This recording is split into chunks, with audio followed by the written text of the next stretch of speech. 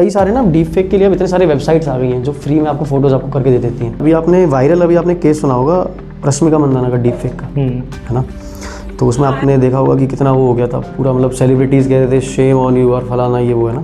तो उस केस की पहले एक बार आपको बताता हूँ जरा डीप फेक वो जो केस था वो हुआ कैसे, मतलब सॉल्व वगैरह। एक लड़का था, उसके पास 3 पेजेस थे, अपने फ़ैन पेज चला रहा था वो ना इंस्टाग्राम पे। 2 क्रिकेटर से रिलेटेड था, एक रश्मिका मंदाना का था, फॉलोअर बहुत। हेलो गाइस, आज का हमारा पॉडकास्ट है साइबर क्राइम इन्वेस्टिगेशंस के ऊपर। टाइटल और थंबनेल देख के आपको समझ में ही आ गया होगा कि हम किस चीज़ के ऊपर बात करने वाले हैं। फिर भी मैं आपको एक छोटा सा इंट्रो देना चाहता हूँ। जैसे कि आज का हमारा जो मेन मोटिव है वो हम बात करेंगे साइबर क्राइम इन्वेस्टिगेशन का प्रोसेस क्या होता है, गवर्नमेंट एजेंसीज जो होती हैं जैसे आईबी, क्राइम ब्रांच, सीबीआई, ये किस तरीके से साइबर क्राइम्स को हैंडल करती हैं, इनका बिहाइंड द सीन क्या होता है, इन द सेंस कि जो भी क्राइम ब्रांच है वो कैसे केस को हैंडल करती है। इन्हीं सब चीज़ों पे बात करने के लिए आज हमने बुलाया है गौरव झा को, जो कि एक साइबर क्राइम इन्वेस्टिगेटर हैं और साथ के साथ CEO of cyber elite task force. तो गाइस ज़्यादा टाइम वेस्ट ना करते हुए चलिए शुरू करते हैं। हेलो गौरव भाई, कैसे हो आप? बस सर बढ़िया, आप बताओ कैसे हो। तो गौरव भाई, मैं आपसे पहले एक चीज़ जानना चाहता हूँ कि पहले आप मेरी ऑडियंस को बता दो कि आप एक्चुअल में करते क्या हो और क्या आपका बैकग्राउंड है, ताकि आपके मेरी ऑडियंस आपसे कनेक्ट कर पाए। जी, सबसे पहले तो मैं बताना चाहूँगा कि मैं as a non technical background ही आता हूँ, मतलब मेरी जो स्टडीज़ है वो नॉन टेक्निकल बैकग्राउंड की रही है। उसके बाद हमने जो करा है जो आईटी फील्ड में, साइबर सिक्योरिटी फील्ड में, वो हमने शुरू करा था एज अ पाइथन ट्रेनर 2 साल पहले, ठीक। उसके बाद फिर हमने सीएच की ट्रेनिंग्स वगैरह दी है साइबर सिक्योरिटी की, ठीक है, जिसमें एथिकल हैकिंग्स वगैरह, पेनिट्रेशन टेस्टिंग वगैरह, इन सब इस पे हमने थोड़ा काम वाम किया।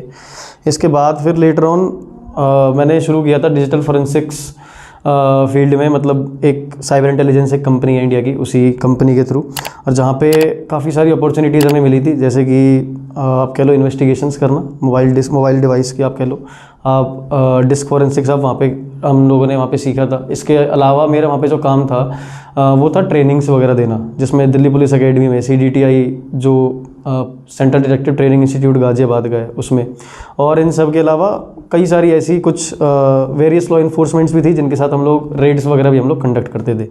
उसके बाद फिर हमने अब मिल के बेसिकली 2 पार्टनर्स और हैं मेरे साथ, हम तीनों ने मिल के अपना एक स्टार्टअप शुरू किया है साइबर इलाइट टास्क फोर्स जिसका नाम है। इसके थ्रू हम लोग ट्रेनिंग्स भी प्रोवाइड कर रहे हैं साइबर सिक्योरिटी की to law enforcement as well. सिर्फ स्टूडेंट्स हमारा टारगेट नहीं है, हमारा टारगेट लॉ इन्फोर्समेंट्स भी है। इसके अलावा हम लोग लॉ इन्फोर्समेंट को, दिल्ली पुलिस हो गई, स्पेशली दिल्ली पुलिस और जयपुर इनकम टैक्स में हम लोग अपनी सर्विसेज भी दे रहे हैं इनकम टैक्स डिपार्टमेंट के साथ इन्वेस्टिगेशन के लिए, जिसमें as a forensic investigator we are working with them. तो मैं आपसे एक चीज़ मैं स्टार्ट करना चाहूँगा, जैसे रियल लाइफ इंसिडेंट्स के ऊपर आपने काफ़ी ज़्यादा काम किया है, ठीक है। तो मैं उससे रिलेटेड आपसे मेरा पहला क्वेश्चन ये है कि जो भी रियल लाइफ केसेस होते हैं साइबर क्राइम के, उससे आपने ऐसा कौन सा केस सबसे ज़्यादा डिफिकल्ट केस वो फेस किया है जिसमें आपको सबसे ज़्यादा चैलेंजेस आपको फेस करने पड़े? देखा जाए तो जितने भी फ्रॉड इन्वेस्टिगेशन के जितने भी केसेस हैं सभी में ना कहीं चैलेंजेस तो होते ही हैं, और फ्रॉड, और स्पेशली मैं फ्रॉड इन्वेस्टिगेशन में इसलिए बोल रहा हूँ क्योंकि उसमें एक भी केस ऐसा नहीं होता जिसमें हमें ऐसा लगे कि नहीं ये केस अभी हम लोग सॉल्व करके दिल लेंगे। सबसे बड़ी बात क्या होती है, मैं आपको एक एग्जांपल के थ्रू बताता हूँ। सपोज अभी आपको किसी ने कुछ ऑफर करा, आपके साथ अभी एक फ्रॉड हो गया। अब एज अ कॉमन ऑडियंस आप क्या करते हो, आपको पता ही नहीं है आपको ना कि आपको जाना किस पोर्टल पे जाके आपको रिपोर्ट वगैरह करना है, ठीक है, आपको कहाँ जाना पड़ेगा। आप सिंपल सोचते हो ठीक है मैं पुलिस वालों के पास जाऊँगा, FIR कराऊंगा।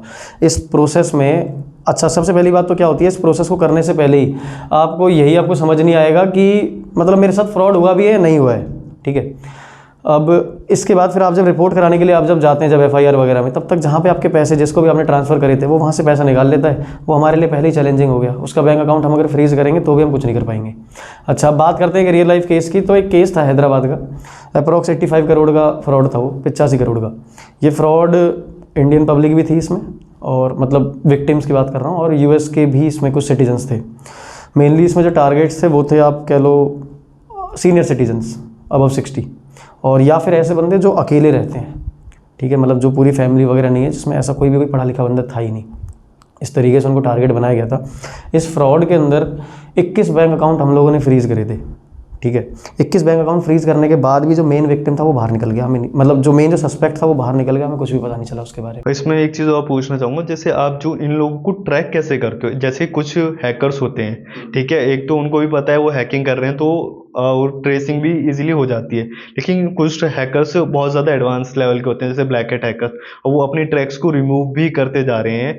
तो फिर उस लेवल के हैकर्स को आप कैसे ट्रैक करते हो? मतलब क्या चीज़ आप स्टार्टिंग से सोचते हो कि क्या स्ट्रैटेजी रहती है इसमें? सर सबसे पहली जो चीज़ होती है ना, वो कहीं ना कहीं आप एक इन्फॉर्मेशन आप छोड़ ही देते हो। आप बेसिकली जो ब्लैक हेड्स वगैरह जो चीज़ हो गई, अगर वो क्रिप्टोज में अगर डील कर रहे हैं तो आपका काम बहुत ज़्यादा हार्ड हो जाएगा।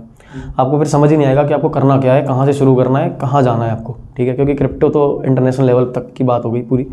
अब अगर मैं बात करता हूँ नॉर्मल फ्रॉड की, जैसे पैसों वैसों का अगर कोई फ्रॉड है तो उसमें ऑफकोर्स हमारे पास एकमात्र हमारे पास जो क्लू बचता है वो बचता है एक बैंक अकाउंट, ठीक है। जैसे सपोज़ मैंने फ्रॉड किया है, मैं हूँ हेड, ठीक है, और मैंने आपके साथ मैंने फ्रॉड कर दिया, मेरी टीम ने आपके साथ फ्रॉड कर दिया।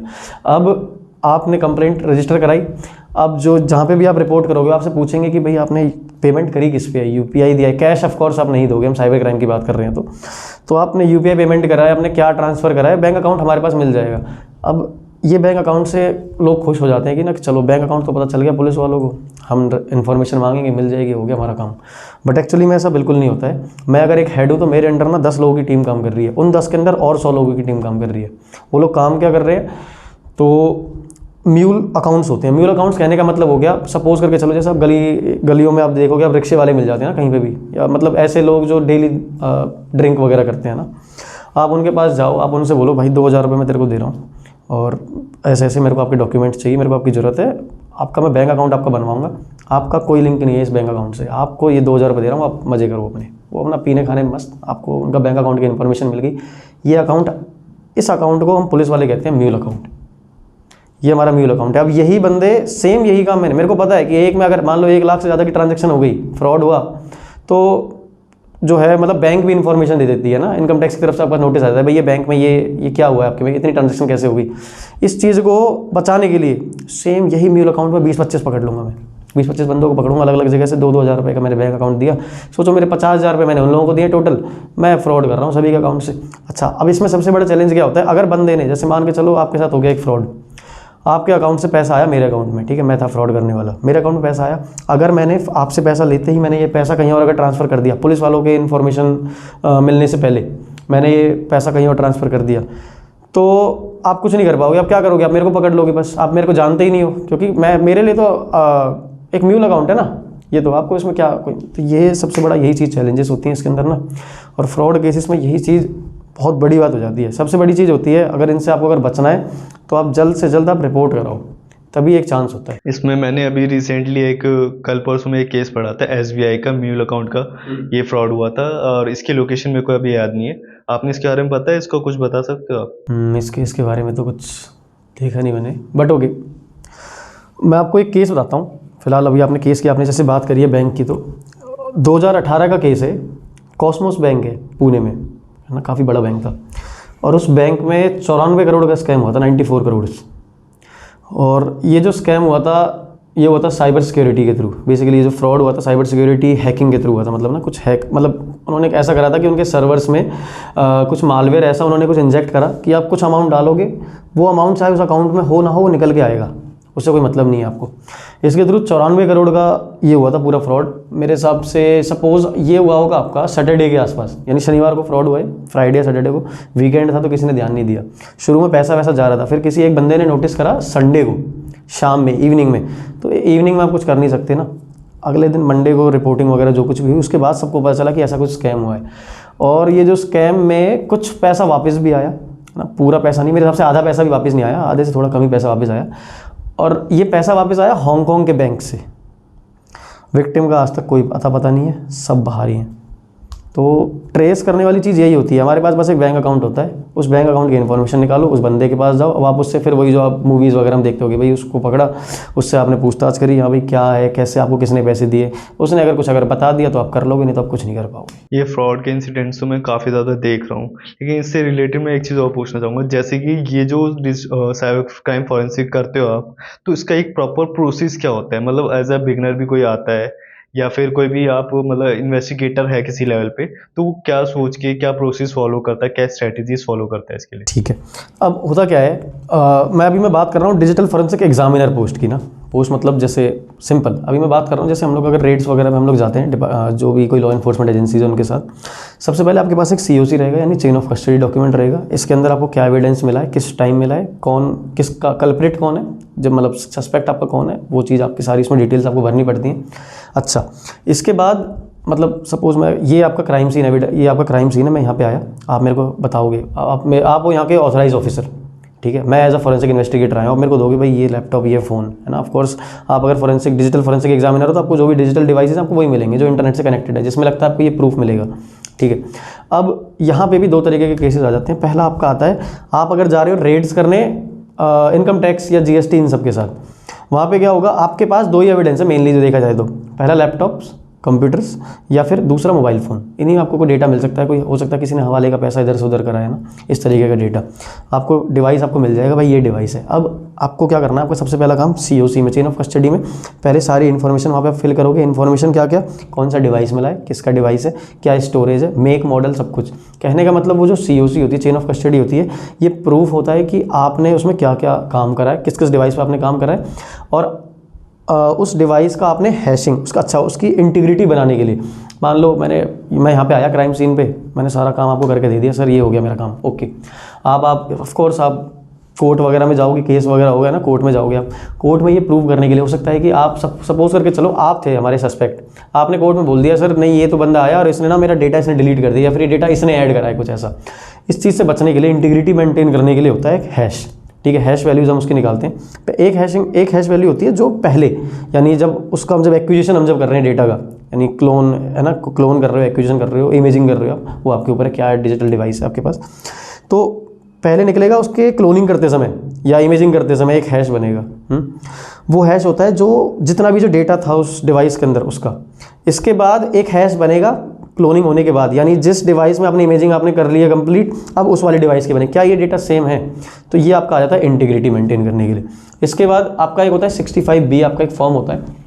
65B का क्या इशू होता है कि वो फॉर्म होता है सस्पेक्ट के लिए, जिसके यहाँ पे हम रेड करने के लिए गए हैं। यानी मान लो मैं अगर आपके पास आया हूँ, मैं आपको वो फॉर्म दूंगा, अब आप यहाँ पे क्या करोगे, वो फॉर्म आपने फिल करा, बेसिकली वो फॉर्म आपको जैसे मैंने फिल करके आपको मैंने दे दिया, अब आपको वो चेक करना है कि हाँ उस डिवाइस, उसमें लिखा रहता है 65B में कि भाई मैंने आपका ये वाला डिवाइस लिया था, इस डिवाइस में मैंने ये काम करा है, यहाँ पर अपने आप सिग्नेचर कर दो। आपने सिग्नेचर कर दिया, इसका मतलब है कि जो भी हमने जो काम करा था, काम करने के बाद आपको हमने वो वापस कर दिया। ये होता है पूरा एक मेन प्रोसीजर, जो भी इमेजिंग क्लोनिंग आपने करी। अच्छा, इसके बाद फिर आपकी दो कॉपीज़ बन जाती हैं। एक वो अपने पास रखते हैं कोर्ट में प्रूव करने के लिए, जिसको हम लोग मास्टर कॉपी कहते हैं, जो पूरा एकदम प्रॉपर एकदम सील लगा रहेगा, वो नहीं खुलेगी, वो सीधा कोर्ट में जाएगी। अगर कोर्ट में भी तभी खुलती है अगर उसका अगर ऐसी कोई ज़रूरत कुछ अगर पड़ रही है तो। दूसरा वर्किंग कॉपी, जिस पे हम लोग फिर उस पर हम लोग प्रूफ अपना जो भी टूल हम लोग यूज़ कर रहे हैं, मैग्नेट एक्सियम में बहुत सारे टूल्स हैं, उसके थ्रू हम लोग उसको फिर इन्वेस्टिगेट करते हैं। हाँ सर ठीक है, जो भी डेटा उनको चाहिए निकाल के दे दिया। ये अभी आपको मैंने बताया डिजिटल फॉरेंसिक एग्जामिनर, जब आप रेड्स वगैरह पे आप जब जाते हो। अब मैं बात करता हूँ, आप अगर रेड पे गए हो सपोज किसी क्राइम सीन पे ना, तो क्राइम सीन पे जितने भी जो एविडेंस हो गए, जैसे सिस्टम हो, मान के चलो मैं बात करता हूँ यहाँ पे, अब आपको मैं अगर लेके चलूँ टेररिस्ट ऑर्गेनाइजेशन पे आपको मैं लेके चलता हूँ, सपोज टेररिस्ट प्लेस पे, यानी जम्मू कश्मीर की बात करते हैं हम गए, रेड पड़ी, आपको पता है यहाँ पे रेड हुई है, आप as a digital forensic examiner आए, आपने क्या करना, सबसे पहले आपका काम रहेगा जो भी सिस्टम है, जो भी फ़ोन है, ऑफकोर्स वो लोग सैटेलाइट वगैरह से भी कम्युनिकेशन करते हैं, सिस्टम से इंटरनेट से कनेक्टेड रहते हैं। सबसे पहले आपका काम है सीधा इंटरनेट से डिस्कनेक्ट कर दो उसे, ठीक है। जो कि अगर आपने ये काम अगर नहीं करा और आपको और अगर सामने वाला बंदा अगर हुआ ऐसी, मतलब उनको अगर इस चीज़ की नॉलेज है, तो फिर सबसे बड़ा नुकसान आपका यही हो जाएगा। चाहे भले ही आप उसका फ़ोन अपने कस्टडी में ले लोगे, सपोज आपने फ़ोन ले लिया, इंटरनेट से कनेक्ट है, आप चेक कर रहे हो इसने कुछ किसी से बात तो नहीं करी, हो सकता है यही चीज़ MDM वगैरह, मोबाइल डिवाइस मैनेजमेंट वगैरह हो सकता है उसके अंदर कन्फिगर्ड हो, बाहर पाकिस्तान बैठे किसी बंदे ने उसको पूरा उसको इरेज कर दिया डेटा।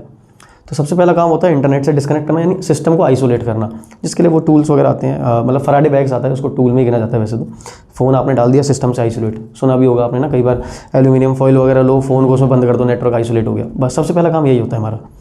उसके बाद फिर आपका उसके अंदर फिर आपके बाकी सारे काम आते हैं, भाई फ़ोन में कहाँ से क्या क्या बातें करी हैं, सारी चीज़ें, चैट्स, व्हाट्सअप की चैट्स हो गई, तो यही सारी चीज़ें, ये पूरा एक प्रोसेस चलता है। क्राइम सीन पे जैसे मान के चलो आप अगर हो गए, तो क्राइम सीन मतलब सपोज ऐसा, अब मैं बात कर रहा हूँ आपसे, कोई मर्डर, कोई ऐसा कोई सीन हो गया, कहीं पे मर्डर हुआ है, वहाँ पे कोई फ़ोन है, उससे आपको पता चल सकता है उस फ़ोन में, वो आपके लिए बिल्कुल एक क्रिटिकल एविडेंस हो जाएगा आपके लिए ना, कि आप उसमें चेक कर सकते हो कि ये जो फ़ोन है किसके, जैसे ये चीज़ तो हम लोग देखते हैं भाई किस किस के फ़ोन आए हैं, बट किसका फ़ोन उसने डिलीट करा है। मान लो आप CDR नहीं निकलवा रहे, यानी आप कॉल डिटेल रिकॉर्ड्स नहीं बनवा रहे हो, आपने बस फ़ोन देखा यार लास्ट कॉल उस बंदे ने करा था, आप सीधा जाके उसको पकड़ लोगे, जबकि ऐसा नहीं होगा। कोई डिजिटल फॉरेंसिक एग्जामिनर आएगा, वो आपको पूरी रिपोर्ट देगा, सर इस फ़ोन से यहाँ फ़ोन गया है। CDR तो बाद की बात आ गई कि ठीक है चलो डायरेक्ट उन्होंने CDR वहाँ के चेक कर लिया। इसके अलावा फिर मे बी उसने ऐसा कोई डिलीटेड डेटा उसमें उसके अंदर कुछ हो, उसने कोई डेटा डिलीट करा होगा, शायद वो डेटा रिकवरी में आपका लक आपका बहुत अच्छा था कि डेटा रिकवरी करते समय वो डेटा हमें वापस मिल गया है। तो सारा काम इसी चीज़ पे चलता है। इसीलिए जो चीज़ें हैं डिजिटल फॉरेंसिक्स की, साइबर फॉरेंसिक्स की, ये काफ़ी ज़्यादा अब आज के टाइम पे इसीलिए ज़्यादा बढ़ती जा रही है चीज़ें ना, चैलेंजिंग ज़्यादा होता जा रहा है। क्योंकि अब सिर्फ मेरे को आपको फ़ोन चलाना नहीं आता, सामने वाले को भी आता है, सामने वाले को भी पता है, भले उसे फॉरेंसिक्स का नहीं पता, लेकिन उसे पता है वो 2 बार फ़ोन रीसेट मारेगा, सारा डेटा खत्म हो जाएगा। तो ये काफ़ी ज़्यादा क्रिटिकल चीज़ें हैं। एक चीज़ और मैं पूछना चाहूँगा, जैसे कि आप ये जो रेड वगैरह मारते हो, इसमें आप जो भी डिवाइस लेते हो, मतलब अपने कंट्रोल में लेते हो, जैसे लैपटॉप हो गया, फ़ोन हो गया, आपकी इसको इंश्योर कैसे करते हो? जैसे एक तो इंटीग्रिटी आपने बता दिया कि आप पहले हैश वैल्यू निकालते हो, लेकिन इसकी 2 फॉर्मेट मैंने सुने हैं जहाँ तक। एक तो होता है कि जब सिस्टम ऑफ हो और सिस्टम ऑन हो, ठीक है? और हम ये चीज़ कैसे वैलिडेट कराते हैं कि जो भी डिवाइस पे हम फॉरेंसिक कर रहे हैं, वो हमारे कोर्ट में वैलिड रहेगा या फिर ये हमारा एक्चुअल में प्रूफ है कोर्ट के लिए? बिल्कुल, तो ये जो कोर्ट के प्रूफ वाली आपने अभी जो बात कही, इसके लिए सेम वही जो चेन ऑफ कस्टडी जो होता है वो इसी चीज़ के लिए। चेन ऑफ कस्टडी हो गया, 65B फॉर्म हो गया, वो फॉर्म डिजिटल फॉरेंसिक एग्जामिनर ही फिल करेगा कि क्या क्या आपने एविडेंस वहाँ से लिए, क्या क्या आपने वहाँ पे आपने करा। ठीक है, कोर्ट के लिए तो ये वाली बात हो गई। अच्छा, इससे पहले अभी आपने पूछा कि सिस्टम, अभी आपने क्वेश्चन करा अगर ऑन होता है तो क्या करते हैं, ऑफ होता है क्या करते हैं। अब यहाँ पे डिपेंड करता है, आप सपोज आप वही सेम मैं अगर बात करता हूँ कि आप गए हो इनकम टैक्स का रेट पे, जीएसटी के साथ आप रेट पे गए हो, जीएसटी वालों के साथ, तो वहाँ पे आपका काम यहाँ पे क्या है, आपको उनके सिस्टम अगर ऑन होता है ना, तो उसमें क्या है, रैम में चीज़ें चल रही होती हैं, वो चीज़ें ज़्यादा कोई एनालाइज करता नहीं, क्योंकि मेनली आपको डेटा चाहिए, सिर्फ पैसों से जुड़ा हुआ है ना। तो हम लोग डायरेक्टली क्या करते हैं, सीधा उसको सिस्टम आप वहाँ पे मे बी आप उसके थ्रू उसमें कोई राइट ब्लॉकर्स वगैरह आप यूज़ करोगे। अगर सिस्टम अगर ऑन है, आपको लगता है आपके पास ज़्यादा टूल्स नहीं है, राइट ब्लॉकर्स लगाया, राइट ब्लॉकर के थ्रू आप उस सिस्टम की आप इमेजिंग कर लेते हो। राइट ब्लॉकर्स टूल्स जो है इसलिए यूज़ होता है ताकि सिस्टम के अंदर आप कुछ भी राइट नहीं कर सकते, कुछ भी डिलीट नहीं कर सकते, कुछ भी नहीं लिख सकते आप वहाँ पे, एक फाइल इधर से उधर नहीं हो सकती उसके अंदर। ठीक है, प्लस दूसरा फायदा क्या होता है राइट ब्लॉकर्स का, कि सपोज राइट ब्लॉकर हमने सिस्टम में हमने जाते ही लगा दिया, अब उसके बाद मैं सिस्टम के अंदर कोई भी फाइल खोलूंगा ना, उसकी मॉडिफाइड डेट नहीं बदलेगी। सबसे बड़ी बात ये होती है, जैसे आप अगर नॉर्मल आपके सिस्टम पे मैं अगर ऐसा करता हूँ कि कोई फाइल अभी मैं खोलूँगा, सपोज वो फाइल आपने लास्ट बार खोली होगी 2 साल पहले, वो फाइल मैं आज खोल रहा हूँ, तो उसकी मॉडिफाइड डेट आज की आ जाएगी, लेकिन राइट ब्लॉकर्स लगाऊंगा ना तो वो डेट नहीं बदलेगी। राइट ब्लॉकर का मतलब ये होता है कोई सिस्टम में कोई भी वैल्यू चेंज नहीं हुई है। अब बात करते, अब यहाँ पे इनकम टैक्स का आप अगर गए हो तो सिंपल, आप उसे इमेजिंग वगैरह आप उसे कर लोगे। अब आप अगर गए हो किसी वही सेम क्राइम सीन वगैरह पे, आपको लग रहा है किसी टेररिस्ट ऑर्गेनाइजेशन के यहाँ पे आपने अगर ऐसा कोई टेररिस्ट का ऐसा मतलब कोई केस है एंटी टेररिस्ट वाला, आप एंटी ATS के साथ गए, वहाँ पे जाके आपने रेड मारी, सिस्टम आपको ऑन मिला, ऐसे केस में आपके लिए क्या क्रूशियल होगा कि मे बी वो बंदा किसी के साथ चैट कर रहा होगा। ठीक है, ये भी बहुत बड़ा एक मिथ है कि आप अगर सिस्टम आप अगर बंद कर देंगे तो फिर आप उसके बाद सिस्टम आपने बंद कर दिया सपोज, है ना, लोग बोलते हैं क्या बोलते हैं कि सिस्टम अगर ऑन है आप उसके अंदर से आप एक रैम डंप निकाल लो। रैम डंप का मतलब सिस्टम की जो मेमोरी में जो कुछ भी चल रहा होगा वो निकाल लो। ठीक है, फिर लोग बोलते हैं कि आपने अगर सिस्टम अगर बंद कर दिया तो वो चीज़ चली जाएगी, ऐसा कुछ भी नहीं है। उसे आप एक बार वापस से, एक बार उस सिस्टम को आप वापस से ऑन करो, ठीक है, बिल्कुल फ्रेश एकदम स्टार्ट होगा, रैम डंप आप लेके देखो, सारा का सारा आपको डेटा मिल जाएगा। जब से सिस्टम यूज़ हुआ है तब से डेटा मिलता है। अब ये कितना इसका स्टोरेज है ऐसा तो अभी तक हम लोगों ने ऐसा कुछ एनालाइज नहीं करा, बट हाँ ये चीज़ है कि अप्रॉक्स 1 साल तक का तो डेटा आपको जरूर मिल जाएगा। आपको समझ में आ जाएगा कि ब्राउजर पे आपने क्या क्या सर्च करा है, सारी चीज़ आपको इसके अंदर मिल जाएंगी। तो उस केस में रैम डंप काफ़ी ज़्यादा इंपॉर्टेंट हो जाता है। बाकी फिर उसके बाद की बात फिर वही इमेजिंग क्लोनिंग वाली चीज़ आ जाती है। मैं इसमें एक चीज़ और ऐड करना चाहूँगा, जैसे कि आप ये डाटा जो भी कैप्चर करते हो, तो इसमें आपके लिए सबसे ज़्यादा चैलेंजिंग क्या रहता है? या तो डाटा को कैप्चर करना, या तो फिर जो भी एनक्रिप्टेड डाटा है उनके साथ डील करना आपको ज़्यादा वो रहता है? तो सबसे बड़ा चैलेंज होता है हमारे लिए यही इंक्रिप्शन वाला जो भी आपने बोला। अभी हाल फिलहाल का एक केस था, लोकेशन डिस्क्लोज नहीं कर रहा हूँ, तो वहाँ पे यही था, मतलब रेट्स वगैरह पे गए थे हम लोग। तो वहाँ पे क्या हुआ कि सामने वाले ने मतलब ऐसे जो सामने वाला जो हमारा जो वो था सस्पेक्ट जो था हमारा, उसने क्या कर रखा था, उसने ना डिस्क निकाल दी उसने सिस्टम से। उसको नॉलेज थी, उसको इंक्रिप्शन बिट लॉकर्स वगैरह क्या होता है, विंडोज़ चल रहा था, किसी फैक्ट्री में रेट थी वो बिट, उसको लेकिन नॉलेज थी उस सामने वाले बंदे को, उसने ना डिस्क निकाल दी। अब डिस्क निकाल दोगे ना तो वो डिस्क किसी और में चलती नहीं है। सपोज अगर आपके सिस्टम में बिट लॉकर लगा हुआ है, अब बिट लॉकर आपका ऑन है, तो जो कुछ भी आप अपने सिस्टम पे आप जो देख पा रहे हो वो इसलिए देख पा रहे हो क्योंकि आपके सिस्टम ने उसको इंक्रिप्ट करा, आपकी ड्राइव को। आपकी वाली जो हार्ड डिस्क या फिर SSD जो कुछ भी आप यूज़ कर रहे हो वो मैंने आपके सिस्टम से हटाया, अपने सिस्टम पे लगाऊंगा ना, मैं कुछ नहीं देख सकता उसका। या तो मेरे को उसका पासवर्ड बताओ या फिर इंक्रिप्शन की दे दो। उस बंदे ने ये चालाकी करी, उसने वो सिस्टम अलग रख दिया और डिस्क निकाल के उसने हमें वो दे दी। मतलब उसने बता दिया कि भाई ये डिस्क फलानी जगह रखी हुई थी, आप इस डिस्क को आप, ये डिस्क हमारे पास है। मतलब उनसे जब पूछताछ करी गई कि भाई क्या क्या है आपके पास, तो उन्होंने वो डिस्क हमें दे दी। डिस्क की हम लोगों ने इमेजिंग कर ली। ठीक है, जो मतलब कोई और मेरा एक जूनियर था वहाँ पे, उसने इमेजिंग उसने उसकी कर ली। इमेजिंग करने के बाद उसने ये चीज़ उसने चेक नहीं करा, बाय मिस्टेक उससे हो गया कि उसने ये चीज़ चेक नहीं करी कि ना उसका कोई डेटा मतलब वो उसका डेटा पढ़ भी पा रहा है कि नहीं पढ़ पा रहा है। बाकी हमारे पास कुछ टूल्स होते हैं, TX1 काफ़ी सारे ऐसे टूल्स हैं जिसके अंदर आप देख सकते हो कि उसके अंदर क्या क्या डेटा है डिस्क के अंदर। उस टाइम पे उसने वो नहीं ध्यान दिया होगा, तो उसने नॉर्मल इमेजिंग वगैरह कर ली और आगे हम लोग रेट्स वगैरह ख़त्म हो गई आगे कंडक्ट करने के लिए। जब वापस आए उसके इन्वेस्टिगेशन करने के लिए कि एनालाइज करने के लिए कि क्या क्या डेटा है उसके अंदर, वो डिस्क चल ही नहीं रही थी। उसने दिखा दिया कि आपके पास जो है मतलब कोई की दो मेरे को, मतलब आपको कोई फाइल आपको कुछ आप कुछ शो कर सकते हो। तो ये सबसे बड़ा यहाँ पे एक चैलेंज था। अब क्या रेट्स तो आप खत्म कर चुके हो, आप तो सिग्नेचर करके आ चुके हो कि भाई मैंने तो इमेजिंग क्लोनिंग बढ़िया तरीके से मैंने खत्म करी है, अब यहाँ पे आप फंस गए। ये सबसे ज़्यादा चैलेंजिंग पार्ट होता है। उसके बाद से हालांकि फिर वो केस हो गया सॉल्व आराम से, उसकी ज़रूरत पड़ी भी नहीं, उसमें ऐसा कोई डेटा था भी नहीं, बाद में हमने अनलॉक करवा लिया था वो। तो ये सबसे ज़्यादा ना मतलब मैं आपको कहूँगा कि यही होता है मोस्ट चैलेंजिंग पार्ट, कि इंक्रिप्शन ना लग रहा हो बस। इसका सॉल्यूशन भी हमने हालांकि निकाला उसके बाद थोड़ा रिसर्च करने के बाद। इसका सॉल्यूशन सिंपल सा है। ऐसा अगर कोई केस किसी के साथ कुछ भी ऐसा अगर होता है, आपको लगता है सिर्फ एज अ फॉरेंसिक इन्वेस्टिगेटर नहीं, नॉर्मली भी मैं अगर बताऊँ आपको, आप एज ए स्टूडेंट आपको लगता है ये ड्राइव आपकी बिटलॉक हो गई है, अब आप क्या कर सकते हो, कुछ नहीं करना आपने, आप सिंपल अपने सिस्टम को खोलो जिससे वो बिटलॉक ऑन हुआ था, उसका रैम डंप निकालो। टूल होता है पासवर्ड किट फॉरेंसिक्स, किसी भी फॉरेंसिक वाली कंपनी के पास जाओ, उनको जाके बोलो, बिना ये नेहरू प्लेस वगैरह या ये जो कंपनी ये जो खुली है मार्केट, इनके पास जाने के बजाय किसी भी फॉरेंसिक कंपनी के पास जाओ, उनको जाके बोलो सर ये हमारा रैम डंप है, ये हमारी डिस्क है, इसको एक बार आप हमें अनलॉक करके दे दो। वो आपको रैम डंप से क्या होता है, उनके पास टूल्स होते हैं, पासवर्ड किट फॉरेंसिक काफ़ी फेमस टूल है जो कि फॉरेंसिकली इसको हम यूज़ करते हैं पासवर्ड्स वगैरह ब्रेक करने के लिए।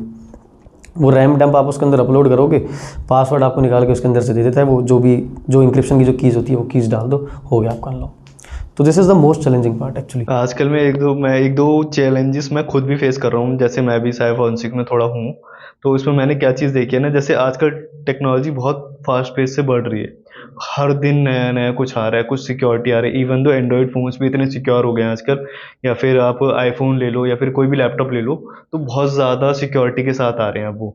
तो इस टेक्नोलॉजी के साथ डील करने के लिए आपको मतलब क्या चैलेंजेस लगते हैं इसमें? चैलेंजेस अगर बात करें, टेक्नोलॉजीज एडवांस्ड जितनी होती जा रही है उसमें, तो मेन चीज़ है डिलीटेड डेटा रिकवर करना।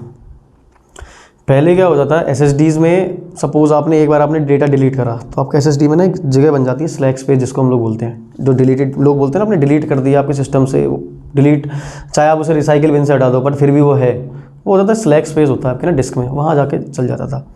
अब ये जो डिस्क जो आ रही है उसके अंदर ना एक कमांड होती है, ट्रिम कमांड, ठीक है, वो ट्रिम कमांड ऑन होती है। ट्रिम कमांड ऑन होने का मतलब क्या है, पहले जो भी डेटा आप डिलीट कर रहे हो वो स्लैक स्पेस में चला गया, अब आप जब डिलीट करते हो ना वो स्लैक स्पेस से भी हट जाता है। तो इसीलिए हमें उसका सिर्फ ट्रेस मिलता है बस, कि जैसे सपोज अगर मेरी फाइल का नाम है गौरव 123, नाम दिख जाएगा आपको रिकवर करते समय गौरव 123, फाइल उसको कोई टूल नहीं खोल के दिखा सकता।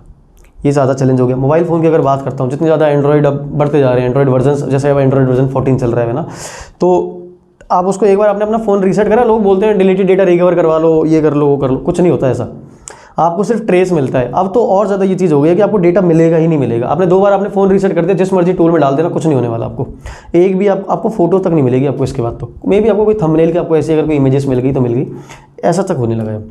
सबसे मेन अभी जो चैलेंज वही है कि डिलीटेड डेटा रिकवर करना। इसलिए लोगों की कोशिश यही होती है कि डेटा जल्द से जल्द, मतलब डिलीट होने से पहले उस फ़ोन को, सामने वाले को या सिस्टम को, उसको अपने उसमें ले लिया, कस्टडी में ले लिया जाए। इससे रिलेटेड एक बहुत अच्छा केस है डार्क वेब का, मैं आपको बताता हूँ। उसमें एक बंदा था, एलेक्स करके था, अलेक्जेंडर, उसका पूरा नाम अलेक्जेंडर काजे करके है ना, US का। तो उसका सिस्टम, मतलब वो था डार्क वेब में, आपने कुछ मार्केट्स वगैरह आपने सुनी होंगी। एक मार्केट काफ़ी फेमस मार्केट थी उस टाइम की, अल्फ़ाबे मार्केट, एग्जैक्टली वर्क करती है जैसे आपका अमेजोन चलता है। आपने सुना होगा सिल्क रोड वगैरह है ना, सिल्क रोड हो गया, फिर आपका बडस्टर्स करके था एक ना, एक पैराडॉन ऐसे करके भी है एक, मैं उसका नाम भूल रहा हूँ, पीस है उसका नाम भी। तो उस टाइम की एक मार्केट खुली थी अल्फ़ाबे मार्केट। उस अल्फ़ाबे मार्केट से अल्फ़ाबे मार्केट एकदम एग्जैक्ट काम करती है आपके अमेजोन की तरह, ठीक है। मैं थोड़ा सा आपको लेके चल रहा हूँ कि जो अभी आपने बताया डिलीटेड डेटा का, ये केस आपको बताता हूँ, इसमें क्या मतलब कितना बड़ा उसमें चांस हो सकता है। तो उस अल्फ़ाबे मार्केट खुली, अल्फ़ाबे मार्केट सिंपल, पहले बिल्कुल एग्जैक्ट अमेजोन है, वो प्रोडक्ट का नाम है, सेलर का नाम है, जो आपको ख़रीदना है ख़रीद लो, वेपन्स ख़रीदने वेपन्स ले लो। वो चलती थी लेकिन एकदम प्रोफेशनलिज्म पे। प्रोफेशनलिज्म क्या, उसमें साफ साफ लिखा हुआ था कि मतलब किसी को मारने के लिए इसमें पर्सन नहीं है, और उसमें 1-2 चीज़ उसके अंदर और थी, ऐसा कुछ। मतलब आप सोचो कि उनका ना PR मैनेजर भी था उस अल्फ़ाबे मार्केट का, जो इलीगल मार्केट चल रहा है उसका भी एक PR मैनेजर था, वो उसको बेचने के लिए जो PR कर रहा है। उसी मार्केट का एक वर्जन खुला 2.0, ठीक है।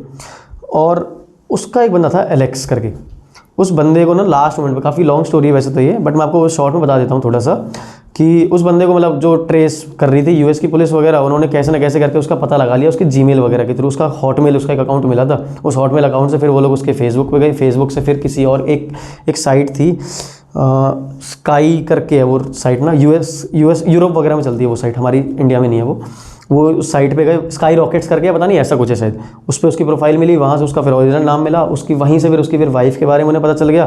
फिर ये करते करते उनको पता चल गया कि ये बंदा क्या है, कैसे करता है वो बंदा। उनसे मतलब उसको, हालांकि उन्होंने अपनी आइडेंटिटी नहीं बताई थी, उससे मिल भी लिए वो सामने सामने, यूएस के जो भी इतनी एजेंसी उसके पीछे पड़ी थी, इतना बड़ा मार्केट चला रहा था वो ना। तो जब उस बंदे को घर पे जब गए उसको पकड़ने के लिए, उसको शूट कर दिया गया उसको, कि वो अपने घर के अंदर, जैसे उसने पुलिस वालों को देखा ना, वो अपने बचने के लिए नहीं भाग रहा था पुलिस, वो भागने लगा। पुलिस वालों को देखते ही पहले वापस आया घर से बाहर कि कौन आया हुआ है, उसने देखा एजेंसी से, सीधा भागने लगा, वहीं के वहीं उसे शूट कर दिया। उसका सबसे बड़ा उसका रीज़न यही था, अगर वो वापस अगर चला जाता, उसका सिस्टम उसका ऑन था, सारे के सारे एक्सेस उसके अंदर थे, एक बार भी उसने वहाँ से डिलीट अगर कर दिया कुछ भी, सारा काम होगा फिर ख़राब हो जाता। और इस वजह से वो एजेंसी, हालांकि उसे पकड़ना था उसे, बट वो नहीं पकड़ पाए, बट फिर भी उसके अकाउंट से $23 मिलियन जो है रिकवर हुए थे, वो सिर्फ इसी वजह से। मेरा अगर वो सिस्टम से कुछ भी डिलीट वगैरह करता, आप कोई क्रेडेंशियल नहीं निकाल पाते फिर आप। तो गौरव जी, मैं आपसे एक चीज़ और जानना चाहूँगा। जैसे आजकल तो आपने केसेस बहुत ज़्यादा डिस्कस कर लिए, लेकिन जिस हिसाब से हमारे क्राइम्स का रेट बढ़ रहा है, एक तो ऑफलाइन तो बढ़ ही रहे हैं क्राइम्स, साथ के साथ डिजिटल लेवल पे भी इसने ज़्यादा क्राइम्स हो रहे हैं, तो आने वाले टाइम पे किस लेवल तक के क्राइम्स हो सकते हैं digitally? Types of cyber crimes पे, ठीक है। तो अभी जो फ़िलहाल के लिए अभी जितना भी जो लेवल अभी जो बढ़ चुका है ना, वो लेवल अब सिर्फ बढ़ता ही चला जाएगा। पहली बात तो मैं कुछ अगर केस स्टडीज़ आपके साथ में अगर डिस्कस अगर करूँ टाइप्स ऑफ, है ना, सबसे पहले आपने सुना होगा अभी तक ना, नॉर्मल फिशिंग करके किसी को फंसा लिया है ना, फिशिंग मतलब किसी को लिंक वगैरह भेजी, क्लिक कर दिया। अब इस लेवल पे सबको पता है, जो बड़े बूढ़े गांव में ना, उनको भी आप बोलोगे लिंक पे, पहली बात तो देखते नहीं है वो, अगर देखेंगे भी तो बोलेंगे आप वो मतलब 4 गाली देंगे आपको, अभी इस पर कौन क्लिक करेगा ये वो। तो अब जो तरीका है ना, वो नए नए आते जा रहे हैं, जितना ज़्यादा टेक्नोलॉजी एडवांस चल रही है, बंदे सीख रहे हैं, हमारे लिए और ज़्यादा चैलेंज बढ़ रहा है। अब इसमें जैसे एक तरीका, अभी आपने केस सुना होगा रश्मिका मंदाना का डीप फेक का, है ना, तो उसमें आपने देखा होगा कि कितना वो हो गया था पूरा, मतलब सेलिब्रिटीज़ कह रहे थे शेम ऑन यू और फलाना ये वो, है ना। तो उस केस की पहले एक बार आपको बताता हूँ जरा, डीप फेक वो जो केस था वो हुआ कैसे, मतलब सॉल्व वगैरह। एक लड़का था, उसके पास 3 पेजेस थे, अपने फ़ैन पेज चला रहा था वो ना इंस्टाग्राम पे, 2 क्रिकेटर से रिलेटेड था, एक रश्मिका मंदाना का था। फॉलोअर बहुत कम थे उस पर, उसके अप्रॉक्स होंगे 90,000 बस। उसको लग रहा था कि यार बाकी पेजों पे मिलियंस में, इस पर क्यों नहीं जा रहा। ठीक 4 दिन पहले, मतलब एक दिन, एक लेडीज़ ने, जो रश्मिका मंदाना का जो वायरल जो वीडियो था, आपने उसका ओरिजिनल फेस देखा था, हाँ। है ना, उस लेडीज़ ने अपना वो वीडियो डाला था इंस्टाग्राम पे। अब पता नहीं वो ओपन अकाउंट था कैसे था, इसकी डिटेल्स अब तक नहीं है, बट उस बंदे ने क्या करा, उसके 4 दिन तक ना, उसने जितनी भी उसकी फ़ोटोज़ थी, अब कई सारे ना डीप फेक के लिए अब इतने सारे वेबसाइट्स आ गई हैं जो फ्री में आपको फ़ोटोज़ आपको करके दे देती हैं। थोड़ा बहुत पे करोगे तो आपको वो क्या करेंगे, मैं इंस्टाग्राम पे मैं अकाउंट लूँगा, 10 फ़ोटो आपकी डालूंगा, एकदम एग्जैक्ट यही मेरा गेटअप रहेगा, और उसमें आपको आपका वाला फेस यहाँ पे दिखेगा आपको, और उसमें ना एक भी एंगल से आप ये नहीं बता पाओगे कि ये मैं नहीं हूँ, है ना। इतना ज़्यादा हो गया डीप फेक की टेक्नोलॉजी, इतनी ज़्यादा एडवांस हो गई है। उस बंदे ने सेम काम करा, रश्मिका मंदाना की सारी फोटोज़ थी, पब्लिक प्रोफाइल है, फोटोज़ डाली, उस लेडीज़ की वो प्रोफाइल ली, एग्जैक्ट उसने वो डीप फेक कर दिया। उस लेडीज़ ने जिस दिन अपने अकाउंट पर पोस्ट करा था, ठीक उसके 4 दिन बाद उसने वो पोस्ट करा अपने अकाउंट पे पोस्ट करते ही, और जो वीडियो जो वायरल जो हुई थी, ठीक मतलब मेरे हिसाब से उसके 2-4 दिन के अंदर अंदर इतना ज़्यादा बवाल हो गया वो, तो कि रश्मिका मंदाना तक पहुंच गई वो वीडियो। उस लड़के को लग गया डर, उसने कर लिया अपना अकाउंट डिलीट कर दिया, वो वीडियो हटा दी, अकाउंट डिलीट कर दिया उसने, सारा केस हो गया। अब आप सोचो, ये हो गया साइबर क्राइम का बहुत बड़ा केस, डीप फेक का। तो ये जो केस था, ये पूरा केस हुआ मैनुअली सॉल्व।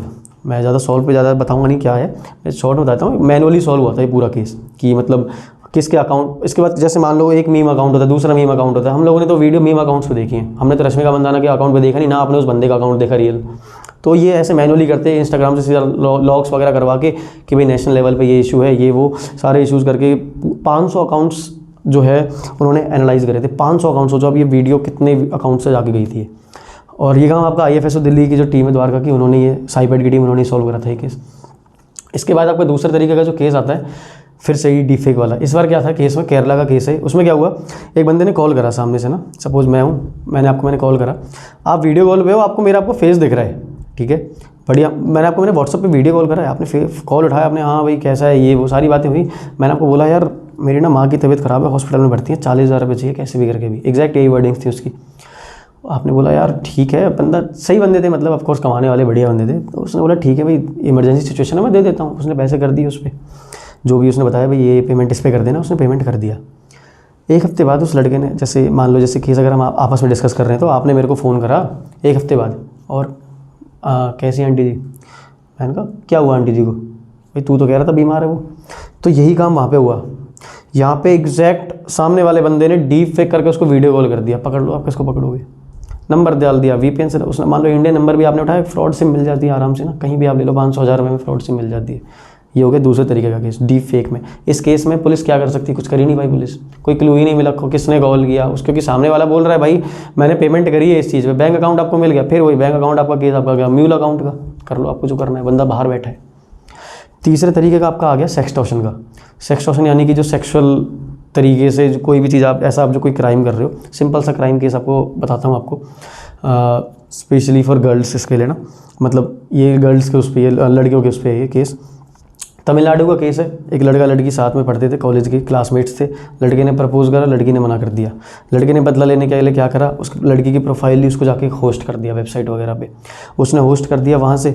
अब होस्ट करने का अच्छा, उसने किसी टेंडर वगैरह भी नहीं डाला, उसने प्रोफाइल ही उसने होस्ट कर दी कि भाई वहाँ पे जाके आप, और उसके वही ऑब्सीन फोटोज, ऑब्सीन मतलब कुछ ऐसा सेक्सुअल ऑफेंस, सेक्सटॉर्शन टाइम आप उसको, सेक्सटॉर्शन तो नहीं बोलेंगे, पैसा वैसा तो नहीं मांग रहा था वो ऑफकोर्स, बट उससे रिवेंज लेने के लिए उसने वो वेबसाइट जाके उसने होस्ट कर दी। अब चैलेंज क्या आ गया यहाँ पे पुलिस वालों के लिए कि अब आप ये कैसे सॉल्व कैसे करोगे आप, उसने तो भाई वेबसाइट बना के डाल दी है, बट इसमें एक बहुत बड़ी उससे गलती हो गई थी, शायद उसने लोकल होस्ट के थ्रू उसने ऐसा कुछ करा था, फॉरवर्ड वगैरह जो कुछ भी करा उसने। पुलिस वालों को 2 IP मिली, IP से सीधा ISP पे गए, ISP से साइबर कैफ़े का नंबर मिला, साइबर कैफ़े पे गए, वो लड़का साइबर कैफ़े में जाता था। 17 लोग इस केस में अरेस्ट हो गए थे, ठीक है, ये हो गया तीसरा। चौथा आपकी हम अगर बात करते हैं, ये फिर यही सेक्सटॉर्शन वाली चीज़ आ जाती है। सेक्सटॉर्शन मतलब ये तो नॉर्मली भी होता है, देखा जाए ना, ये ऑफलाइन तरीके से भी बहुत ज़्यादा होता है, तो कि भाई कोई गर्लफ्रेंड बॉयफ्रेंड है, उन्होंने रिलेशनशिप आया, फिजिकल रिलेशनशिप बनाया, लड़का उसे टॉर्चर कर रहा है ना, लड़कियां भी करती हैं, तो अब तो ऐसे भी काफ़ी सारे केसेस आ रहे हैं, ये पैसा हो गया। यही चीज़ अगर ऑनलाइन अगर हो जाए, यानी कि सपोज आपको मैंने फिशिंग के थ्रू ये काम, लेकिन फिशिंग के थ्रू ही होगा, या फिर ऐसा कुछ होगा कि आपके मेरे पास कुछ फोटोज़ वगैरह आ गई हैं ऑनलाइन मीडियम्स के थ्रू, आपने उस पर आपने क्लिक करा, आपके मेरे पास आ गई फोटोज़। ये चीज़ होती है ज़्यादातर लोन के केस में, लोन एप्लीकेशन इतनी सारी आ गई हैं, आप उस पर प्ले स्टोर पे जाओ, डाउनलोड करो लोन ऐप्स, आपको लोन चाहिए तो आप तो बहुत सारे आप लोन ऐप्स देख लोगे। आप अगर नॉलेज है तो आप किसी डायरेक्ट आप ऑफलाइन मीडियम के थ्रू जाओगे, नहीं तो आप ऑनलाइन सर्च करोगे तो बहुत सारी लोन एप्लीकेशन आपने डाउनलोड करा, आपसे अलाउ करवाएगा, सारी चीज़ों को आपने अलाउ कर दिया, आपने देखा नहीं कि आपकी फोटोज़ और वीडियोज़ को भी वो आप एक्सेस मांग रहे हैं, जबकि उसमें कोई काम नहीं है, आपने अलाउ कर दिया, चलेगी उसके पास फोटोज़ सारी। वो क्या करेगा, आपको लोन चाहिए, आपको बोलेगा भाई एक काम करो, कुछ दिन बाद, पहली बात तो वो थोड़ा आपको, कुछ दिन बाद वो क्या करेगा आपको ना, पहले तो वो थोड़ा सा मतलब टाल देगा आपकी बातों को, भाई ऐसे नहीं ये नहीं, अभी ये डॉक्यूमेंट दे दो, अभी ये डॉक्यूमेंट दे दो। 6-7 दिन बाद आपके पास एक फ़ोटो आएगी, वो फ़ोटो आपकी ही रहेगी, आपकी गैलरी की फ़ोटो रहेगी, वो रहेगी ओरिजिनल फ़ोटो, भाई ये फ़ोटो है। आप हो गया यार ये फ़ोटो इसके पास कैसे आ गई, वो बोलेगा भाई मेरे को चाहिए इतने पैसे, 2-3 हज़ार रुपये मेरे को दे दे। शुरू में बहुत छोटे से शुरू करते हैं वो, 2-3 हज़ार रुपये दे दे भाई, नहीं तो मैं ये फ़ोटो इधर से उधर करता हूँ। सामने वाला बंदा है तो डर जाएगा, अगर मान लो आप नहीं डरे, उसको लगता नहीं ये तो ऐसे बोल रहा है, ऐसे ये नहीं करेगा, अब वो आपको भेजेगा उसी पिक्चर की कुछ कनेक्ट करके कुछ नूड पिक्चर्स वगैरह, मतलब चाहे आपकी गैलरी में नहीं है बट उनको बनाएगा वो, अपने उसको मॉर्फ करके आपको भेज देगा। अब आपके कॉन्टैक्ट का एक्सेस भी है उसके पास, वही फ़ोटो किसी और के पास भी भेजेगा वो, ऐसा नहीं, ये नहीं बोल रहा हूँ वो डराएगा, वो भेज देगा 100% किसी और को भेजेगा, वो बोलेगा मेरे पास मैं इसको भेज चुका हूँ, ये कर चुका हूँ। ऐसे में आपके पास अब 2 ही चीज़ बचती हैं, या तो आप थोड़ा सा रिस्क ले लो, जाओ पुलिस वालों के पास सीधा भाई FIR कराओ, कुछ हो सकता है। अब आप ज़्यादातर बंदे जो गाँव के होते हैं वो बंदे ऐसा काम करते ही नहीं है, शहरों में तो तुरंत चले गए, या मान लो पैसे दे दिए, तो पैसा इस चीज़ से भी ज़्यादा कमा लेते हैं फ्रॉड्स वाले ना। आपने 3,000 दिए, आपको लगता होगा 3,000 रुपये देगा, डिलीट करेगा, नहीं, अब तो आपसे निकलवा ही चला जाएगा वो, जितना कर सकता है कर लो। आप सोचो लोग इसी चीज़ में सेम यही काम करते करते लोग 30-30 लाख रुपये तक गंवा देते हैं। अभी रिसेंटली ये केस था, एक टाइप का बताता हूँ। एक एप्लीकेशन बनाई गई, आपको पार्ट टाइम जॉब चाहिए, ये बहुत ज़्यादा चल रहा है अपना ट्रेंडिंग पे चीज़, तो आपको पार्ट टाइम जॉब चाहिए, आपने एप्लीकेशन, आपसे बोला उन्होंने भाई एप्लीकेशन डाउनलोड कर दो, ठीक है भाई। आपको मैंने बोला यार विजय एक काम करना, मैं रिक्रूटर हूँ, ठीक है, मैंने आपने ज्वाइन कर लिया, आपको तो पार्ट टाइम जॉब, अब आप अगर पार्ट टाइम जॉब ढूंढ रहे हो ना तो 100% में से 90% चांसेस ये है कि आपको सख्त जरूरत है उस जॉब की, नहीं तो पार्ट टाइम कोई ढूंढता नहीं है आज के टाइम पे, तो बिल्कुल भी नहीं। तो आपको बोला यार विजय एक काम कर यार, ये एप्लीकेशन है यहाँ पे ना 100 रुपये की, आपको इसमें रजिस्टर आपको करना पड़ेगा, 100 रुपये लगेंगे, आपको मिल जाएगा। सैलरी कितनी भाई, फला इतनी इतनी सैलरी मिल जाएगी। आप खुश हो गए, 100 रुपये में क्या जा रहा है आपको, 100-200 आज तक आप तो कोई देखता ही नहीं है, आपने दे दिए पैसे, बहुत बढ़िया। आपको बोलेंगे भाई आपको ये वाला आपको काम करना है, काम क्या, आप सर्वे दे दो या ये कर लो, और इसमें आप क्या कर सकते हो कि आपको इतने इतने आपको पॉइंट्स मिलेंगे, ये आपको विड्रॉ कर सकते हो, ठीक है। वो बोलता है आप इस एप्लीकेशन में क्या था, बेसिकली एक लेडीज़ के साथ अभी ये फ्रॉड हुआ था, हाल फिलहाल की बात है। तो उनको बोला गया आप एक काम करो, इसके अंदर आप 100 रुपये डालो, आपको इसका डबल मिलेगा कुछ इस इतने टाइम के बाद। हो रहा था ऐसा, उन्होंने 100 डाला 200 मिला, 500 डाला 1000 मिला, 1000 डाले 2000 भी मिल गए, 2000 डाले 4000 मिले। अब उनको आ गया लालच, सीधा सीधा उन्होंने डाल दिए उसमें पैसे 5000 डाल दिए, बहुत बढ़िया। उन्होंने फिर अभी तो उन्होंने बस ऐसे ही डाला कि 5 से 10, 10 से 20 ऐसे करते चलेंगे। उनके मन में तो आ रहा था कि एक साथ डाल दो 30-40 हज़ार और निकाल लेंगे पैसे। उन्होंने 5000 डाले, सामने वाले ने रोक दिया इस बार, कहा कि ये इशू है, कोई बात नहीं, तब तक आप जरा एक और हफ्ते तक आप रिचार्ज करो, आपको और उसका डबल मिल जाएगा। फिर से उस बार उन्होंने पैसे डाल दिए, सेम वही अमाउंट, पैसे गए। तो ये उसने करा एप्लीकेशन बंद, सीधा एप्लीकेशन ही बंद कर दी इस 10,000 के बाद। आपको करना है तो करो, नहीं करना तो मत करो भाई, हम ये इशू है। अब यहाँ पे आप या तो अपना दिमाग लगा लो कि भाई आपके साथ फ्रॉड हो चुका है, या तो फिर आप पैसे देते रहो। आप यकीन नहीं करोगे, सिर्फ ऐसी ये चीज़ कर करके ना लोगों ने 30 लाख तक गंवाए। 34 लाख का एक हाईएस्ट केस अभी तक मैंने जो देखा है पर्सनली, मुंबई का केस था, एक लेडीज़ थी वो, 34 लाख उन्होंने सिर्फ यही करते करते उन्होंने दे दिए। सामने वाले ने भी देखो कैसा कितना अच्छा खेल खेला, सामने वाले ने उनको पैसे भी दिए। उसने 10,000 का स्कैम नहीं करा, लड़की ने 10,000 रुपये करे, सामने वाले ने 20,000 करे। उनके साथ तो उसने ऐसा तक करा, उसको 1 लाख की ट्रांजैक्शन भी उसको रिसीव हुई है। 1 लाख के बाद फिर शायद 3-4 लाख तक गई होगी बात। उसके बाद फिर पता नहीं उन मैम के मन में क्या आई, उन्होंने सीधा 15 लाख का ट्रांजैक्शन कराई। 15 लाख का ट्रांजैक्शन करा, उसने बोला कि कुछ इशू है, तब तक आप जरा एक और आप पेमेंट कर दो, फलाना ये ऑफर है, सीधा 34 लाख पे पहुंच गया उनका जो लॉस था पूरा। इसमें मैंने एक चीज़ और देखी है कि आजकल में एक टेलीग्राम के फ्रॉड बहुत चल रहा है। टेलीग्राम पे छोटे छोटे आते हैं कि आपको हम लिंक दे रहे हैं, आपको ज्वाइन करना है, उसके बाद आपको एक वो आएगा सर्वे करना है, उसमें आपको कमेंट करना है, रिव्यू देना है, ये उसके बाद आपको 150 रुपये मिलते हैं। तो मेरे साथ ना इसमें क्या हुआ था, मैं एक केस बताता हूँ। मेरे पे आया, ऐसे व्हाट्सएप पे आया था, मैंने क्या किया, एक बार आया मैंने कर दिया, मुझे पता है 150 रुपये तो मिल रहे हैं, तो मुझे एज अ साइबर सिक्योरिटी मुझे पता है कि क्या होने वाला, मैंने 150 लिए, फिर उसको मैंने ब्लॉक कर दिया। ऐसे ही मेरे पास दूसरा आया, तीसरा है, तो मैं ऐसे ऐसे करके 150 में 10-1500 रुपये आराम से कमा लिए। मैं बोला अब ज़्यादा हो रहा है, बंद कर देते हैं। तो ये चीज़ें मैंने बहुत लोगों को देखा है कि वो इस चीज़ में फंस जाते हैं, फिर वो बोलते हैं कि आपको अब सेकंड लेवल पे जाना है तो आपको 200 रुपये जमा करने पड़ेंगे। तो इस टाइप का सीन होता है। ये चीज़ क्या होती है बेसिकली इस केस में, ये जो केस है ना, ये ज़्यादातर होता है मेरे साथ। मेरे हिसाब से 1 हफ्ता भी नहीं होगा ये वाला काम हुए, और मैंने भी सेम यही वाला काम करा था, ठीक है। मैं तो 500 रुपये तक पर बंदे पे मैं 1100-1200 रुपये तक भी गया हूँ मैं तो, सिर्फ इसी चीज़ पे। मतलब आपने 1000 रुपये दिए, आपको 1300 आपको मिलेंगे, मैं इस वाले प्रोसेस तक भी गया हूँ मैं। इसके बाद वाला प्रोसेस पे मैं कभी नहीं गया, मेरे को पता है इसके बाद मेरा पैसा नहीं जाने वाला, ब्लॉक हो, मतलब वो उसकी तरफ से नहीं आएगा, मेरे से और पैसा मांगेगा वो। इस केस में क्या होता है, ये जो मेन यही चीज़ तो होती है फिशिंग की, आपको ट्रस्ट जीतना है, वो कैसे भी कर लो आप। ये भी एक तरीके का फिशिंग ही तो है, सिंपल। आपको व्हाट्सअप पे आप पता नहीं एकदम से कहाँ से आपको एक मैसेज आएगा, सर आपको वो। अब तो उल्टा ऐसा हुआ मेरे साथ पिछले हफ्ते तो कि कॉल आ रहे थे मेरे पास, 2 बार मेरे पास कॉल आ गया, मेरे को लगा पता नहीं कौन है। दूसरी बार मैंने वापस उठाया, उसमें आया कि क्या आप जॉब वॉब करना चाहते हैं, ऐसा कुछ आप कुछ ढूंढ रहे हैं। मैंने उसमें एक प्रेस कर दीजिए, मेरे को लगा होगा किसी कंपनी का, मैंने प्रेस कर दिया, और फिर व्हाट्सअप पे मैसेज आया, sir hi I am this, और ये आपने बोला था, आपसे मेरी बात हुई थी फ़ोन पे एटसेट्रा। और जबकि बात नहीं हुई थी, हुआ कहते जैसे आप देखते हो ना वो IVR वगैरह पे लाइव वो AI कॉल्स चलते, बस AI कॉल्स थी मेरे पास, सिंपल। तो वो और ये चीज़ और ज़्यादा एडवांस हो गई है। इस चीज़ से भी एक स्टूडेंट था, मतलब उसको हमने ट्रेनिंग दी थी कानपुर का, तो उसका मेरे पास एक दिन फ़ोन आया, सर 10,000 का स्कैम हो गया। मैंने क्या हो गया सर, ऐसे टेलीग्राम पे चीज़ आई थी, मैं आपको बताता हूँ ये वो। मैं समझ गया क्या हुआ होगा। उसने बोला सर मैंने 1000 रुपये दिए, 1300 मिले मेरे को। उसके बाद फिर उसने और कुछ दिया, उसको वो भी मिला। फिर उसके बाद फिर उसने करा 3000 रुपये, नहीं मिले। 7, फिर उसने ऐसा सोचा, उसके बाद कुछ ऑफर आया कि 7,000 के 15 मिल रहे, उसने 7,000 और करे, नहीं मिले। मैंने कहा भाई मिलेंगे भी नहीं अभी। रिपोर्ट वो उसने मेरे को बताया, मान लो कल फ्रॉड हुआ, उसने मेरे को बताया आज। अब तो वो रिपोर्ट कर लोगे, क्या कर लोगे, वो आपको थोड़ी सिर्फ स्कैम कर रहा है। उन बंदों का क्या जा रहा है आपको पैसे देने में, आपको लग रहा होगा भाई मैंने 150 रुपये ले लिए। ये बात मैं भी पहले सोचता था, मैंने कहा यार 450 रुपये कमा ली पहली बार में। हम लोग बाहर गए हुए थे, मैंने कहा यार कुछ पैसे 450 रुपये आ गए, मैं बड़ा खुश। मैंने कहा अरे वाह, बताओ इनके साथ मैंने स्कैम कर दिया। तो मेरे को लगा कि हाँ भाई मैंने लूट लिया, इनको लूट लिया। अब मेरे को लगता है कि भाई कुछ नहीं लूटा, ये लोग इन लोगों का काम ही यही है, ये इन्होंने सिर्फ मेरे को पैसे नहीं दिया, पता नहीं इन्होंने कितने लोगों को इन्होंने पैसा दिया। इन्होंने एक साथ इन्होंने टारगेट करा है 100-200 लोगों को, मान लो 100 लोगों को ये पैसा दे रहे हैं, सपोज इनका 1 लाख रुपये चला गया, ये तो वापसी ले रहे हैं 10 लाख। तो ये तो काम ट्रस्ट जीतने का है। आपको पता है, आप अवेयर थे, आपने निकल गए, जो नहीं निकल पाते वो फंस जाते हैं, और यही उनका टारगेट होता है। तो मैं इसमें एक चीज़ और ऐड करता हूँ कि इसमें ना जैसे हम इन लोगों को ट्रेस करना चाहते हैं तो किस हिसाब से ट्रेस कर सकते हैं, मतलब क्या कोई इसका है फॉर्मूला? जैसे कि ज़्यादातर तो IVR नंबर होते हैं या फिर ये इंटरनेट कॉल्स होती हैं, तो उनको ट्रेस करना बहुत ज़्यादा टफ पड़ता है, आई थिंक सो। देखो फिर वही वाली यहाँ पे चीज़ आती है, IP एड्रेस वाली। व्हाट्सअप कॉल आपने अगर करी है तो वही IP एड्रेस वगैरह उसका आप अगर ट्रेस अगर कर सकते हो, उसके लिए आपका आता है, जैसे कॉल डिटेल रिकॉर्ड के लिए CDR आता है, वैसे ही IP एड्रेस के लिए आता है IPDR।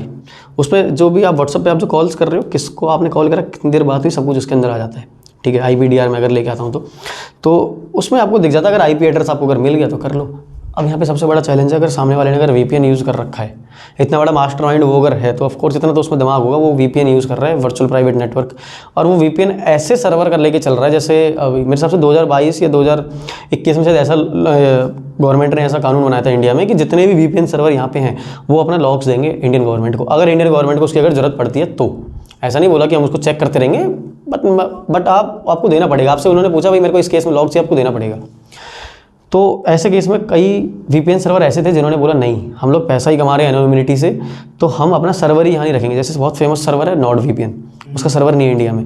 आप उसका VPN ले लो, आप क्या करोगे? आप कुछ नहीं कर पाओगे। आप ये 10-20 हज़ार के स्कैम के चक्कर में आपको थोड़ी देगा, वो लॉग देगा ही नहीं आपको। वो जब तक केस नेशनल लेवल पे नहीं पहुंच जाता तब तक तो नहीं ही देगा ऑफकोर्स। अब तो हमने काफ़ी साइबर क्राइम्स की बात कर ली, अब मैं आपकी एक जर्नी के बारे में जानना चाहता हूँ। आप पहले साइबर क्राइम इन्वेस्टिगेटर थे, अब आप अपने खुद की कंपनी खोली है, तो आपकी ये जर्नी कैसी रही है और एज अ CEO आप क्या रिप्रेजेंट करते हो उसे? अभी थोड़ा सा इसमें फ़िलहाल जो है दिक्कतें अभी यही आती है ना कि एक तो यंग ज़्यादा होने वाली बात आती है ना। एज अ CEO आप अगर देखोगे तो कि CEO मतलब ठीक है, CEO बोलने में बहुत बड़ा वर्ड लगता है ना, chief executive officer, founders and this startup etcetera etcetera.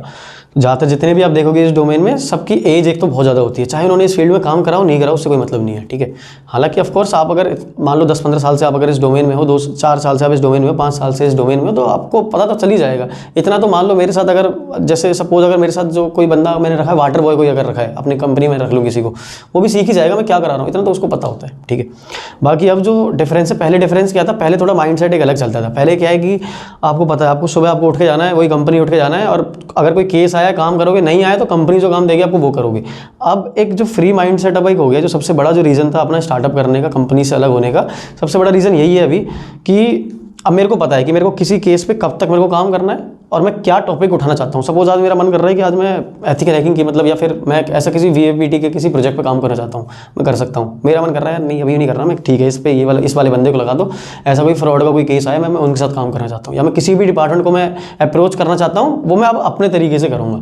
Training देनी है, अब मैं किसी दूसरे के तरीके से नहीं करूँगा, मेरे को कोई प्रमोशन करने की जरूरत नहीं है अब कि भाई ये नहीं, अब मैं सीधा अब मैं ट्रेनिंग करा सकता हूँ अपने, मतलब एकदम फ्री माइंड हो गया अब ना। तो ये थोड़ा सा डिफरेंस है जो एक एज अ एम्प्लॉय और एज अ CEO में जो मेन जो डिफरेंस होता है यही है कि एज अ एम्प्लॉय आपको पता है कि आपको ये पता है कि आपको क्या करना है। सुबह आप उठ के गए, कंपनी का काम आएगा, आपको ये करना है आपको अभी। लेकिन जो सबसे जो मोस्ट चैलेंजिंग थिंग है कि अभी आपको बस मतलब लगातार करते रहना है, आप ही हो भी जो हो। पहले काम था 8 घंटे का, अब पूरे 24 घंटे का काम है। आपको कभी भी आपको काम आएगा, आपको करना पड़ेगा वो, और आप ही को करना पड़ेगा। सबसे बड़ा मेन रीज़न तो यही हो जाता है, सबसे बड़ा चैलेंज यही हो जाता है। इसमें एक चीज़ और है, जैसे कि आजकल जैसे आपने एज अ साइबर सिक्योरिटी इसमें स्टार्ट किया, तो आपको क्या लगता है कि जो भी साइबर सिक्योरिटी के जो डिसीजंस होते हैं, तो आपको लगता है कि इसमें टॉप लेवल मैनेजमेंट को शामिल होना चाहिए, मतलब इंडल्ज होना चाहिए इन सिक्योरिटी पॉस्चर्स के रिगार्डिंग, और इसके रिगार्डिंग आप क्या उस पर करते हो कि आपका पहले इन्वेस्टिगेटर में पहले कुछ डिफरेंशिएट था, या फिर आफ्टर साइबर सिक्योरिटी के CEO में आपका एक पूरा जो जर्नी है वो अलग है? टॉप लेवल मैनेजमेंट में अगर कोई बंदा है ना जिसने काम किया है ना, जो मतलब जो ऐसे नहीं आया कि सपोज मैं एक बिज़नेस फैमिली से आता हूँ, या फिर भाई मैंने सोचा भाई मैं बिज़नेस करूँगा फलानी चीज़ का, मैंने किसी से मैंने पैसे ले लिए, मैं सीधा बिज़नेस में आ गया, मेरे को नहीं पता वो चीज़ कैसे होती है, मेरे को बस नॉलेज है लेकिन कि हाँ ये चीज़ ऐसे होती होगी। अगर वो बंदे का टॉप लेवल जो मैनेजमेंट में है तो उनको फिर इंक्लूड होना उनको बनता ही नहीं है बिल्कुल भी, क्योंकि फिर वो अपना बिजनेस वाला दिमाग लगा रहे हैं सारा वहाँ पे ना, कि हम ऐसा कर देंगे, ऐसा कर देंगे, ये कर देंगे। आप अगर हो उस पर्टिकुलर उस डोमेन से, तब आप अगर टॉप लेवल मैनेजमेंट का मतलब बिल्कुल नहीं मैं कहूँगा कि CEO वगैरह ये सब हो। सपोज एक मेन पोजीशन पे हो आप ना, आपको पता है चीज़ें ऐसे चलती हैं, तो आप उस तरीके से आप चीज़ें आप अगर चला सकते हो कि हाँ ठीक है भाई। जैसे सपोज जैसे टॉप लेवल मैनेजमेंट की मैं अगर बात करूँ, मान लो अगर एक मैनेजर है या टीम लीडर को लेके चलते हैं कंपनीज में ना, सामने वाला बंदा कह रहा है कि सर मतलब जो टाइमिंग है आपकी ना, एक टाइमिंग आपकी फिक्स होती है 10 बजे से इतने बजे तक आपको रहना ही रहना है। सामने वाले बंदा उसको पता है 10 बजे आगे करेगा क्या है, ठीक है, अगर 11 बजे तक भी आ रहा है ठीक है, काम तो उतना ही करके देगा, क्या दिक्कत आ रही है। ऐसा अगर बंदा है तो बिल्कुल सही है उसका इंडल्ज होना कि भाई हाँ ठीक है, साइबर सिक्योरिटी वाली बात है, डेटा सिक्योरिटी की बात है, यहाँ पे ये चीज़ हमें यूज़ करनी है, VPNs में ये करना है, ये करना है। ऐसा नहीं कि बिल्कुल कॉस्ट कटिंग पे चल रहा है, भाई VPN यूज़ करना है, एक काम करो ngrok यूज़ कर लो, फ्री का आ रहा है, चलो पोर्ट फॉरवर्डिंग कर दो। ऐसा काम बिल्कुल नहीं, काम कर रहे हो तो बिल्कुल एकदम प्रॉपर करके चलो। ऐसे बंदे अगर बैठे हैं टॉप लेवल मैनेजमेंट में तो बिल्कुल बहुत अच्छी बात है।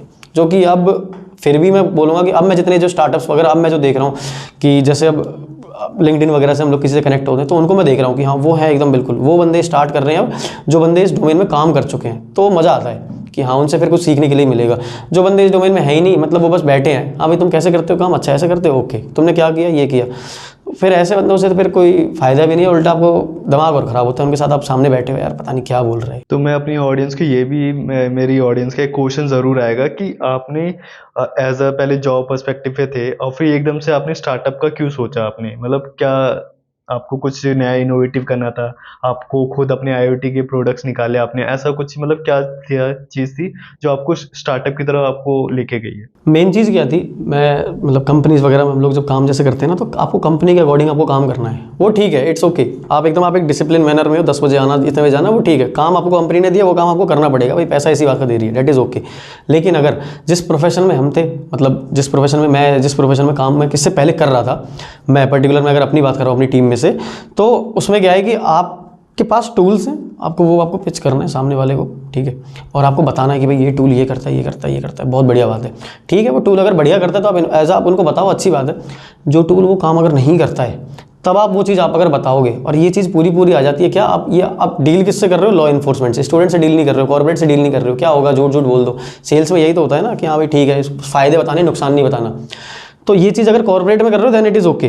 बट मैं ऐसा काम कर रहा हूँ, मैं अगर किसी कंपनी में गया था, मैं एक ही अप्रोच लेके गया था कि मेरे को काम करना है लॉ इन्फोर्समेंट के साथ, चाहे कुछ भी हो जाए, ठीक है, कंपनीज़ के थ्रू, बट मेरे को काम उन्हीं के साथ करना है। तो मतलब ऐसे कुछ टूल्स वगैरह आए हमारे पास ना कि भाई आप इस टूल पे आप काम करो और इसका आपको मेरे को रिपोर्ट देना है। तो अब जो रिपोर्ट हम दे रहे हैं कि भाई आप ये चीज़ ना करके आप ये चीज़ बोलो ना, मैं दे रहा था कि एकदम एक्यूरेट वाला काम मेरा, क्योंकि मेरा माइंडसेट अलग था कि हाँ लॉ इन्फोर्समेंट के साथ काम करना है, कुछ भी कर लो। और भी कुछ बंदे थे, वो बंदे कर रहे एकदम ऐसा टेक्निकल बंदे, वो सोच रहे कि हाँ हम बढ़िया बोलेंगे ना इस टूल के बारे में, चाहे वो टूल करता नहीं हो बढ़िया, बट तो हम बहुत अच्छे बन जाएंगे। तो यही था मतलब ना चीज़, मेन चीज़ आप समझ लो आप कि इतना मैं ज़्यादा बोलना नहीं चाहूँगा इस बारे में, कि ये एक जो माइंडसेट हटाने के लिए कि नहीं यार मैं तो नहीं बोलूँगा ये चीज़। और कोई भी कंपनी नहीं चाहेगी कि कोई बंदा उनके टूल के बारे में ऐसा कुछ बुरा भला कुछ बोले, जबकि वो टूल काम करता ही नहीं है। मेरा इनपुट ये रहता था, ये टूल ऐसा नहीं करता, हम इसको नहीं करना चाहिए। ऐसा नहीं कि मैं बिल्कुल विरोध में खड़ा हूँ, ये नहीं करना चाहिए। उनको लगता था कि ये थोड़ा अपोजिट चल रहा है बिल्कुल ही हमसे, तो फिर मैंने कहा ऐसे माइंडसेट है तो फिर हम भी काम नहीं कर सकते। तो एज ए स्टार्टअप आपको क्या क्या चैलेंजेस फेस करने पड़े इस चीज़ के रिगार्डिंग, जैसे आपको लॉ एनफोर्समेंट के में काम करना है या फिर किसी भी गवर्नमेंट एजेंसीज के साथ काम करना है, तो वो लोग क्या करते हैं, वो ज़्यादा एक्सपीरियंस लोग देखते हैं और वो पर्टिकुलर एक स्पेसिफिक डोमेन को देखते हैं जो कि बहुत ज़्यादा 15 साल 20 साल से इस फील्ड में। तो आप तो एकदम नए आए हो, 1 साल 2 साल, तो आपको इतनी ज़्यादा अपॉर्चुनिटी मिल जाती है फिर नहीं? अपॉर्चुनिटीज़ का तो ऐसा है, मतलब थोड़ा सा जैसे पहले जहाँ से मैं काम जहाँ पे करता था, उसके बाद फिर मैं कंपनी को मैंने as a freelancer team leader भी मैं ऐसा रहा हूँ ना। टीम काफ़ी यंग टीम थी, मतलब यंग मतलब कहने का मतलब नए बंदे आए थे, बिल्कुल फ्रेशर्स, तो उनके साथ भी हमने काम किया है। तो मतलब इतनी जानकारी तो है, मतलब ना ऐसा थोड़ा बहुत इतना जान पहचान तो अपना चलता है।